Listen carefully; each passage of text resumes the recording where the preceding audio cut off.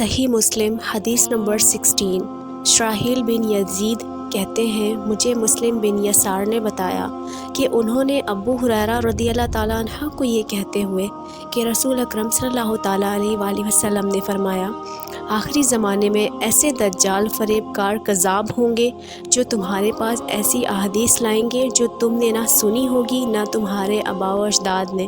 تم ان سے دور رہنا، کہیں وہ تمہیں گمراہ نہ کر دے اور تمہیں فتنے میں نہ ڈال دے۔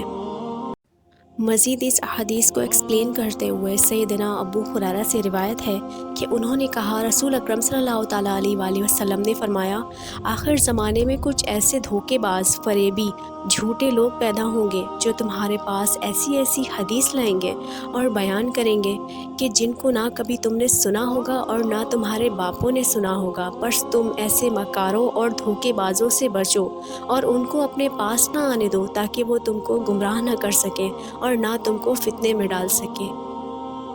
جھوٹی اور بے اصل حدیث بیان کرنا حرام ہے۔ رسول اکرم صلی اللہ تعالیٰ علیہ وآلہ وسلم پر جھوٹ بولنا استغفر اللہ گناہ کبیرہ اور بہت بڑا جرم ہے۔